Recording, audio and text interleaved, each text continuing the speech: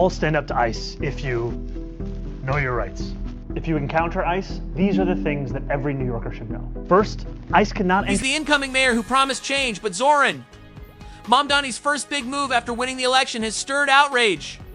He tapped Mysonne Linen, a former rapper who spent 7 years in prison for armed robbery, as a criminal justice advisor on his transition team.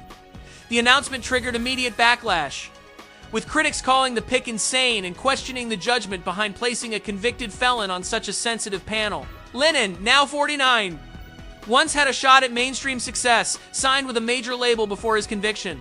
But his life took a sharp detour when he was convicted in 1999 for 2 armed robberies targeting Bronx taxi drivers. Both victims identified him in court. He served 7 years before being released on parole in 2006. Since his release, Linen says he reinvented himself. He claims to have dedicated years to activism, founding a nonprofit focused on inmate education, working as a violence interrupter, and advocating for criminal justice reform and gun violence prevention. Linen and his supporters argue this background gives him a unique perspective on systemic issues, one rooted in lived experience, not just theory.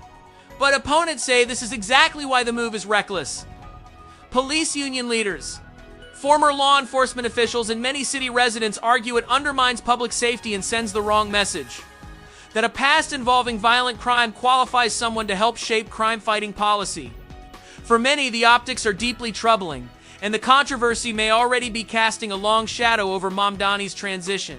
As the city watches closely, the debate is sharpened. Is this an act of bold, restorative justice, giving a reformed person a seat at the table, or a dangerously tone-deaf gamble on public safety and trust?